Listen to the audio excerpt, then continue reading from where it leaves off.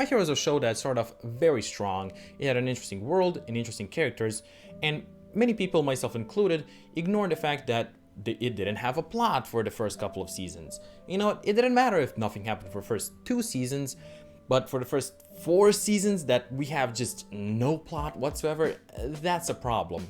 And also add to that production quality also significantly dropped from the first couple of seasons. It all led to the show losing quite a bit of popularity. Me personally, I stuck around for quite a long time. I was even hyped up for the end of season 4, and then in season 5 I was over it. Season 5 was, in my opinion, the final nail in the coffin. It even gave us a plot, but I feel like that was so far after the initial hype that like I just couldn't get myself to care about anything. But My Hero is back, baby. This show dug itself out of 6 feet of pure fucking cement. I cannot believe it. I never thought I'd see the day where I'll actually stand here and say that I am hyped up about My Hero. Now don't get me wrong, there's obviously, you know, I'm not as hyped as I was for season 1, but god damn it, this is awesome. This was an insane season. Right off the bat, the season drops us in action and it lasts for 12 episodes. And you know what happens after the fight ends? We focus on the plot. Yeah. What? How? How possible? How possible? I never thought My Hero would ever focus on the plot. But here we are. The plot is pretty straightforward. It's the whole war that was set up at the end of season 5. It's a huge fight involving absolutely every hero we've seen so far. Every pro hero, every UA teacher, every UA student, and every league member. Speaking of league members, Shigaraki is the big bad of the season. I mean, he was kind of the big bad of the previous seasons, but now he's really the big bad of the previous seasons. And he's OP as shit. I mean, he's... wow. I say he's strong, right? And if you haven't seen the season, you're thinking, oh, he's fairly strong. No. He is strong. He can beat All Might now. I'm like 90% sure he wins in a 1v1 against All Might. He fought off like 10 pro heroes just with his pure strength, while Aizawa was taking away all of his quirks. Aizawa is also the MVP for the heroes. He's the only reason anyone is alive right now. Everyone of it would have been dead if Shigaraki had his quirks. It's a shonen thing where the hero powers up, so the villain powers up, so the hero powers up, so the villain powers up. It's as old as time itself. I mean, other than the Shigaraki fight, there are plenty of other awesome fights. And in fact, there are too many to name them, and I can't even put one above the other. So just trust me. If you haven't seen, there's a lot of other cool stuff. Now, there is a weird thing with the fights where they'll like pause for a few seconds so they can like explain what just happened, which is something that's done in manga because it's very hard to convey motion in 2 to 3 images. But this is animation. We have plenty of images, so I know what just happened. There's no need for that whole explanation. Now, truly, this season is awesome, but there is one teeny tiny bit that I didn't quite like. Throughout this season and the end of season 5, there's this whole idea that heroes are not actually good as they say they are. In fact, they all care about money and power, and they don't actually care about helping the people.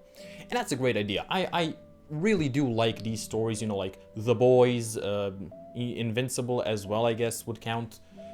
Basically where heroes and villains are kind of gray. They're not just good and bad. You know, you can sympathize with the villain, but you can also criticize the hero. And that's a really good idea, but it doesn't work because all the heroes are genuinely good. We are yet to see a hero do something that's just morally wrong, with the exception being Endeavor and Lady Nagan. But I mean, Endeavor's whole thing kind of revolves around his private life rather than his pro hero work, so I don't think he applies here. And Lady Nagan was, for me at least, introduced way too late to leave an impact, and also she was around for like 2 episodes, which is a very common problem in My Hero. All the cool villains are around for like very short amounts of time, and then they're kind of forgotten, or at least they're not relevant anymore, even if they are alive. So I don't really... Lady Nagan didn't leave an impact on me personally, although she was very cool. Personally, I think it would have been better if Hawks did the things that she did, because Hawks has been around for like 4 seasons right now. So having him commit all of these heinous acts would have been way cooler, and it's implied that he did the same things that she did, but we never really see him do, and they never straight out say that he did the messed up things.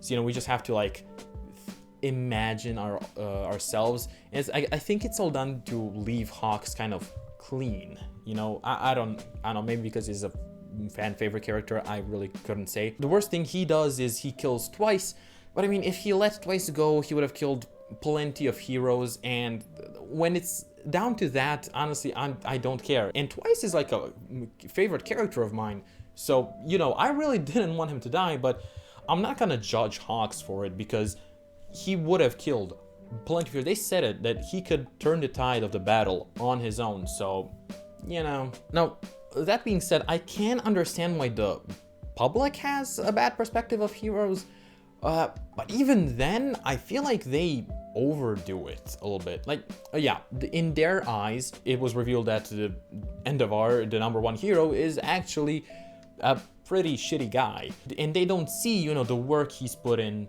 to become a better person like we do. So I can get that, and in their eyes, heroes launched this huge operation which only ended up leaving them billions and billions of dollars in property damages. That was, cities were destroyed, and without really any result. But for the viewers, there were kind of results. Plenty of villains were captured, at least pretty much the entire whole Meta Liberation Army was just gone. They captured them all. So I still think it was a positive outcome, even though, you know, Shigaraki got away, which led to a whole bunch of other problems. But if it didn't do it, Shigaraki would have gotten away anyway, so, and even more destruction would have ensued, so, you know. But that all being said, in my opinion, the public acts very entitled, especially in the scenes where heroes quit and the public is angry at them.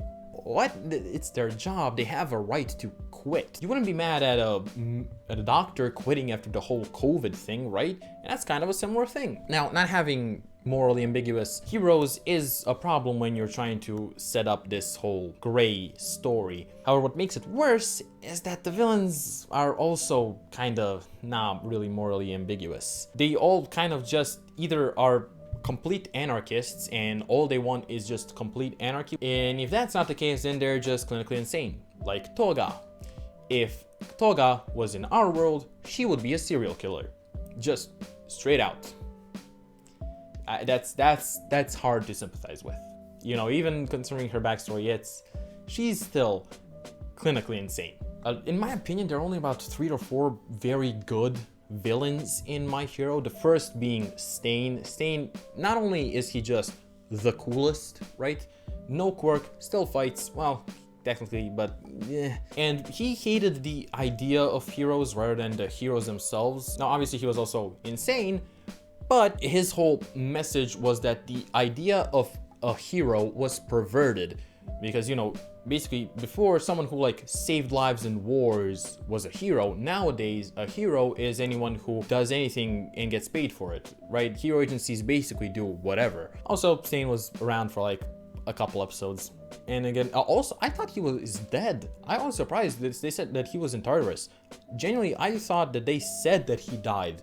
But I had to rewatch it, and he was just unconscious. But a rib punctured his lung. So, I don't know how he survived that, but okay. Now, my favorite villain probably in My Hero is Overhaul. He wanted to get rid of quirks altogether, and he wanted to repay a debt to his adoptive father. Pretty cool. Unfortunately, child abuser, and also he was around for like half a season.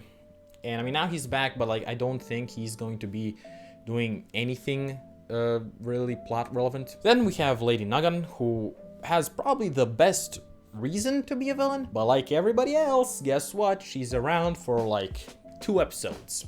And then that's it. We haven't seen her after her fight with Deku. Twice, my favorite League member, he just wants to, you know, chill with his friends. Yeah, he's in a bad group, but he made his choice and he can't go back on it. He has to commit to the choices that he made, and I like that. Unfortunately, he's a side character, so he never really did anything that's super important, and he's dead.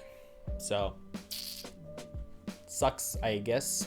Finally, we have All for One. Honestly, not really much to say about him. He's just a classic villain. He's good. He doesn't overcomplicate things. He's greedy. He wants power. That's it. Sometimes that just works. I mean, one of the best villains ever, like Emperor Palpatine, he just wanted power. He was just like born evil. That's fine.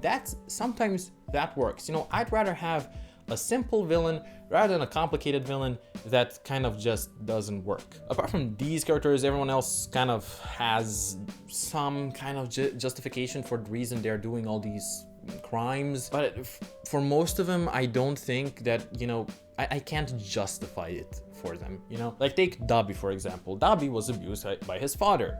So he wants to get revenge, okay? How does he want to get revenge? By killing his brother. Like, I get that that's the worst thing you can do to your father, but really? Like, as a viewer, I just can't sympathize with that. I feel like in this case, the punishment is bigger than the crime committed, and I kind of feel like that's the case for a lot of these people. And Shigaraki, he's just kind of boring, man. I don't have like a super big reason why I don't like him. I just kind of don't. It's a very subjective thing. I just don't like him. It might have something to do with the fact that I think someone who was raised by a villain would turn out differently from the way Shigaraki did. But like, I can't, there's no real like rational reason why I dislike him. I just don't. And wanna know what's the most ridiculous part about this whole hypocrisy thing about heroes? There's an anime that did it. And it's a comedy anime. And it's One Punch Man. And they did it way better. First of all, One Punch Man has Gato. Gato is just one of the coolest villains ever in anime. So obviously, huge boost. I don't think there is a single person that watched One Punch Man and was like, very, very good anime. However, I really dislike this Gato character. No one says that. Everyone likes him. It's like one of the most universally loved characters. And everyone just being a very good villain, he's a good person. He protects a child from a hero. Like, what more do you need? And, you know, apart from that, you also have asshole heroes. Like, there's a whole concept of rookie crushing where higher ranked heroes will attack lower ranked heroes to stop them from rising up the ranks so they can keep their rank. The number one A rank hero just kills people just because he can and he doesn't like them. There's something about society has to be beautiful. It's a very fucked up, and he just kills people. And one of the top 10, I think he's in the top 10, I'm not sure, A rank heroes straight up admits that the only reason he's fighting Gato is so that he can become an S rank. Like, he does not care at all about people, he just wants to raise his rank. Literally everything my hero tried to do, but better. Okay, now to take a step back from the negativity here, I want to talk about Deku. I like Deku. I think Deku is a very overhated character. He gets annoying at times because he constantly cries, but I feel like he doesn't deserve the shit he gets. You have to admit, his fights are pretty cool, especially here in Season 6. And comparing Season 6 Deku to Season 1 Deku, it's like night and day, and it's all done very realistically. Like, I don't think it's really fair to say something like Bakugo would be a better main character. Like, that's not true, and you know it's not true. Also, Bakugo, amazing character moment in one of the final episodes. Loved that. One of the biggest strengths of My Hero was the character moments that it had. And I guess not having a plot kind of paid off because I actually remember all of the characters. I'd still rather have a plot though. There's this whole episode where Deku is getting captured by Class 1A, and I remember them all. Like, way too often do cool side characters get swept under the rug because I don't really know why, because they're oftentimes fan favorites. Like in Naruto, a lot of the side characters, because they're really cool. You know, Rock Lee. In Shippuden, they have nothing to do. I don't know why this was done, but unfortunately it was. And in My Hero, that's not the case. I know all of these characters. They are still very relevant, and they appear constantly. Also, there's one thing that I have to mention. It's around Deku. When Deku gets back, why did they tell people that he's coming back? No, that makes no sense. No matter how I think about it, it's just weird. They say that, people wouldn't like it that this kid who's being hunted by All For One comes to a shelter. So just don't tell them that he's here. You can sneak him in. At that point, people don't even know who he is. So it would have been very easy. And I mean, I like the speech was awesome, don't get me wrong. And Koda returning was awesome as well. But why did you tell the people? Why did you tell the people? Like that's the only point where I'm like very much on the side of the people. Like, why the fuck are you bringing literally the biggest villain's target to a shelter? It's ridiculous, right? All in all, very good season.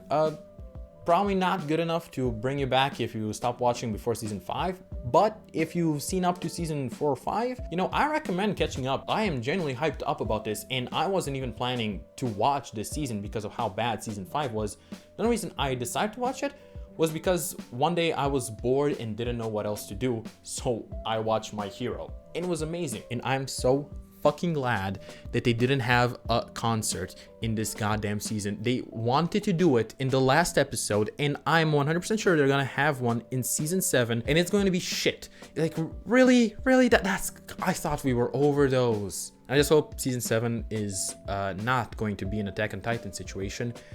I am just so fucking tired of that show. All right, thank you all very much for watching. I hope you enjoyed. Make sure to like and subscribe, and check out all my other platforms. Bye.